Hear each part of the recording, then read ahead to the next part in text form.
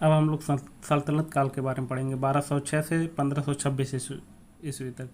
ठीक है, इसमें 5 राजवंश हुए, जिसमें गुलाम वंश है, जिसका 1206 से 1290 ईस्वी तक 84 साल तक इन्होंने शासन किया। फिर खिलजी वंश है, जिन्होंने 1290 से 1320 ईस्वी के लगभग 30 साल तक इन्होंने शासन किया। तुगलक वंश हैं, जो 1320 से 1414 तक इन्होंने 94 वर्ष तक शासन किया।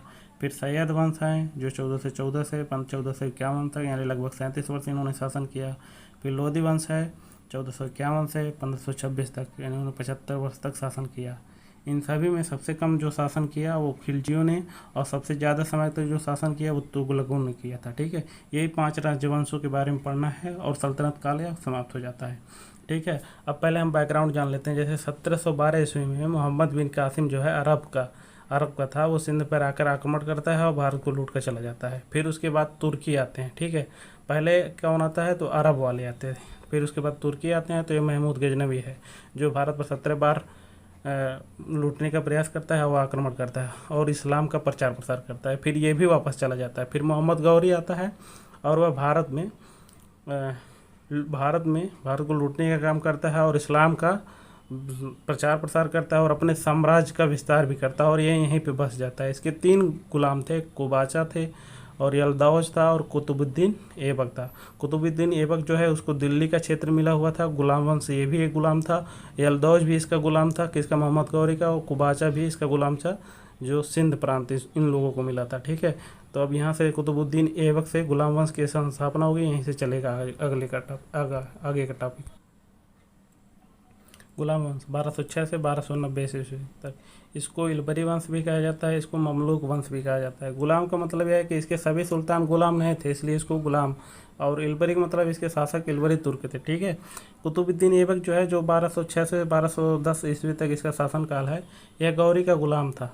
ठीक है, और यह कभी भी सुल्तान की उपाधि नहीं धारण किया था, न ही अपने नाम से सिक्के चलवाया था और न ही अपने नाम का खुतबा पढ़वाया था।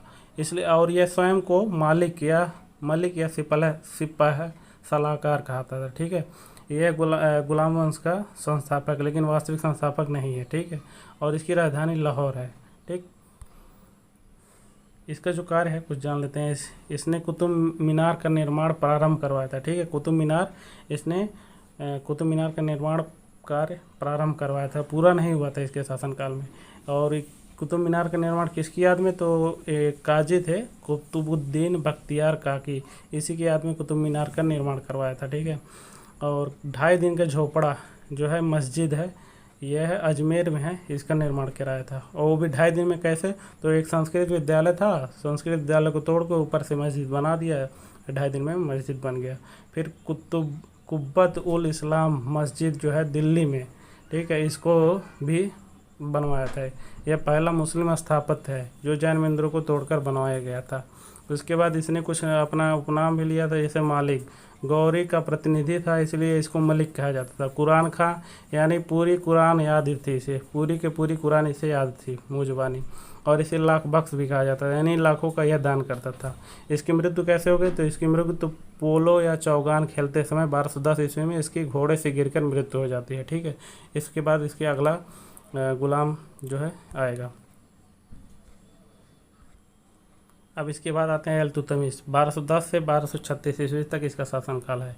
यह भी कुतुबुद्दीन ऐबक का गुलाम था और वह दामाद भी था। ठीक है, यह गुलामों का गुलाम है, कुतुबुद्दीन ऐबक को गुलामों का भी गुलाम कह देते हैं। ठीक है, कुतुबुद्दीन 1206 से 1210 ईस्वी तक शासनकाल करता है। इसका एक पुत्र है आराम शाह, जो एकदम आवारा है और भोगी विलासी है, प्रकृति का है, इसलिए इसको जुंद के युद्ध में आराम शाह व इल्तुतमिश के मध्य युद्ध होता है और इल्तुतमिश विजय हो जाता है और आराम शाह की मृत्यु कर देता है। ठीक है, अब उसके बाद इल्तुतमिश गद्दी पे बैठेगा और यही गुलाम वंश का वास्तविक संस्थापक होगा। क्यों, क्योंकि इसने खलीफा से मान्यता भी प्राप्त की थी और यह स्वयं को सुल्तान भी कहता था। ठीक है, इसकी राजधानी यह जो है दिल्ली बनाया है। ठीक है, और यह शुद्ध अरबी सिक्के चलवाए थे, यानी टंका के चांदी के, जिसे चांदी का सिक्का कहते थे, और जीतल जो है तांबे का सिक्का कहा जाता था। और यह सुल्तान की उपाधि भी धारण करता था। ठीक है, इसलिए इसको वास्तविक गुलाम वंश का वास्तविक संस्थापक भी कहते हैं। इसने 40 तुर्कों सरदारों का एक समूह बनाया था, जिसे 40 दल कहा जाता है, तुर्क के चहलगानी भी कहा जाता है। इसने कुतुब मीनार का निर्माण पूरा करवाया था। ठीक है, कुतुब मीनार का निर्माण प्रारंभ किसने करवाया था? तो कुतुबुद्दीन ऐबक। और पूरा निर्माण किसने करवाया था? तो इल्तुतमिश ने। इसने एकता व्यवस्था को जन्म दिया था।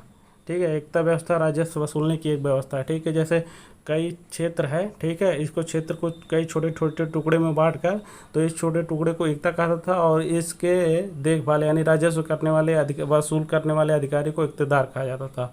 तो इसने एकता व्यवस्था सबसे पहले लागू किया था। इसने न्याय की जंजीर भी लगवाई थी कि कोई भी व्यक्ति न्याय की जंजीर को बजा सकता है और अपने लिए न्याय पा सकता है। इसके समय में मंगोल आक्रमण का खतरा उत्पन्न हुआ था। तो सबसे पहले इसी के समय में मंगोल आक्रमण का खतरा होता था, और इसने चतुराई से उसका सामना भी किया था। ठीक है, इसने भारत में पहला मकबरा बनवाया था। ठीक, इसने भारत में पहला मकबरा बनवाया था, सुल्तानगढ़ी का मकबरा। और नसीरुद्दीन इसका एक पुत्र था, उसी की याद में सुल्तानगढ़ी का मकबरा पहला बनवाया था। ठीक है, और इसकी मृत्यु 1236 में हो जाती है। ठीक है, इसके बाद इसने अपने बेटी यानी रजिया सुल्तान को उत्तराधिकारी घोषित कर दिया था। इसने 40 दल का निर्माण किया गया था, इसी में से एक है रुकनुद्दीन फिरोज। ठीक है, अब इसके बाद शासनकाल आता है रजिया सुल्तान का। इसका शासनकाल है 1236 से 1240 तक, लगभग 4 वर्ष का शासनकाल करती है।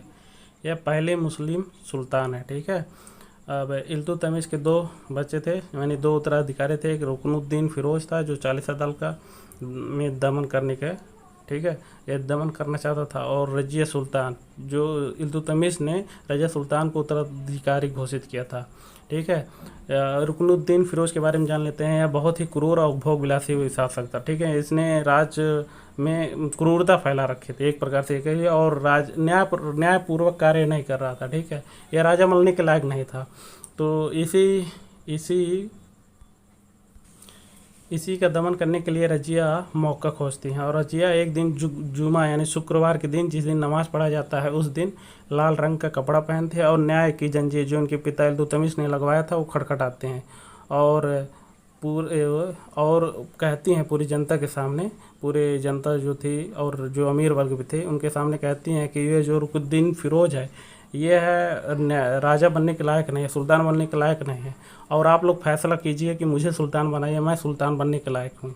ठीक है, उसके बाद यह सुल्तान बन भी जाती है। रजिया चूँकि एक महिला थी, तो इसने महिला का मतलब कि महिला का शरीर पूर्ण रूप से, महिला को लोग स्वीकार नहीं करते थे, लोग ये नहीं चाहते थे कि महिला सुल्तान बने, तो इसलिए इसने कुबा पहनना यानी कोट पहनना चालू कर दिया, कुल्हा मतलब टोपी, जिससे इसके बाल ढक जाए और शरीर ढक जाए, ताकि ये पता चले कि यह पुरुष है। ठीक है, और पर्दा प्रथा इसने त्याग दिया था। ठीक है, अभी एक याकूत है, तो कहते हैं कि किसी स्त्री का अगर हनन करना हो चरित्र, तो उसको पहले चरित्र पर दाग लगाया जाता है। ठीक है, तो याकूत एक अबिसिनियाई गुलाम है। ठीक है, काले रंग का होता है, और यह इसी को रजिया ने अमीर आखुर के पद पर, असोसाला यानी असोसाला का प्रमुख के पद पर बैठा दिया था। और कुछ लोगों ने यह भी मतलब अफवाह फैला दी कि रजिया का याकूत से कोई प्रेम संबंध है, क्योंकि कभी कभी लोगों ने जो वहाँ के अमीर थे और जनता थे देखे थे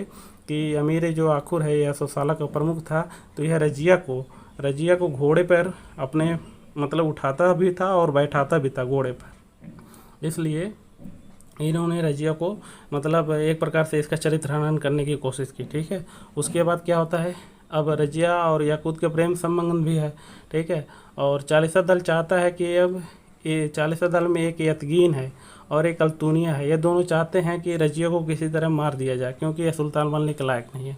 फिर अल्तुनिया जो है भटिंडा में विद्रोह कर देता है। इसी विद्रोह का दमन करने रजिया जाती है और रजिया को अल्तुनिया कैद कर लेता है, और उसके बाद तब अल्तुनिया कहता है कि मैं तुमको मार दूंगा, तो रजिया कहती है मुझे मारने से तुम्हें कुछ नहीं मिलेगा, तुम मुझसे अगर विवाह कर लेते हो तो तुम पूरे सल्तनत काल के राजा बन सकते हो। अल्तुनिया उससे विवाह कर लेता है। यह बात जब एतगीन और 40 दल को पता चलता है, तो यह लोग इसको मारने के लिए भेज देते हैं, यानी गुंडे भेज देते हैं। इस प्रकार रजिया गुंडों में फंस जाती है, और यही गुंडे अल्तुनिया और रजिया की हत्या भी कर देते हैं। इस प्रकार कहाँ करते हैं, कैथल हरियाणा में इसकी हत्या कर देते हैं। ठीक है, जब वो ये लोग आराम ही कर रहे होते हैं तभी लोग आकर गुंडे, कई खतरनाक गुंडे जो हैं और ये हत्या कर देते हैं, और यही 40 दल और यतगीन वालों ने भेजा था ये रजिया का हत्या करने के लिए। इस प्रकार रजिया का हत्या कर हो जाता है। ठीक है, एकता वाला व्यवस्था हमने समझा दिया था कि कई क्षेत्र है उसको छोटे छोटे क्षेत्रों में बांट दीजिए, और इस छोटे क्षेत्र को एकता कहता था। इसके अधिकारी जो है वसूल करने वाले को इक्तदार कहता था। ठीक है, कर वसूल किया जाता था। इसमें इक्तदारी व्यवस्था इल्तुतमिश ने लागू की थी। मुइज़्ज़ुद्दीन बहरम शाह 1240 से 1242 तक इनका शासनकाल है, कोई खास शासनकाल नहीं है। ठीक है, 40 दल में से थे। फिर अलाउद्दीन मसूद शाह 1242 से 1246 तक, ये भी 40 दल के ही थे, इनका भी कोई खास शासन नहीं है। नसरुद्दीन महमूद, ये भी 40 दल के थे और 1246 से 1266 ईस्वी तक इनका काल है। कहते हैं ये बहुत कर्तव्यपरायण सुल्तान थे। ठीक है, यह टोपी बिनकर तथा कुरान की आयतें लिखकर अपना खर्चा यानी जीविकोपार्जन किया करते थे। और इनके समय में 40 दल में बलबन 40 दल का जो शक्ति है वो बलबन के हाथों में चला जाता है। कैसे? बलबन ने अपनी पुत्री का विवाह इसके साथ कर दिया था। किसके साथ? नसरुद्दीन महमूद के साथ। ठीक है, और ये इल्तुतमिश का, कुछ लोग कहते हैं कि यह इल्तुतमिश का पौत्र है। ठीक है, तबकात-ए-नासिरी से जो तबकात-ए-नासिरी जो जिसने मिन्हास उस सिराज ने यह तबकात-ए-नासिरी लिखा है, इसी में इससे पता चलता है कि यह इल्तुतमिश का पौत्र था। ठीक है, अब बलबन के बारे में जान लेते हैं। बलबन जो है 1266 से 1286 ईस्वी तक यह शासन करता है। यह देखिए, कौरी का गुलाम कुतुबुद्दीन ऐबक का गुलाम इल्तुतमिश, और इल्तुतमिश का गुलाम बलबन। ठीक है, इसलिए इसको गुलाम वंश कहा जाता है। अब यह इल्बरी तुर्क था।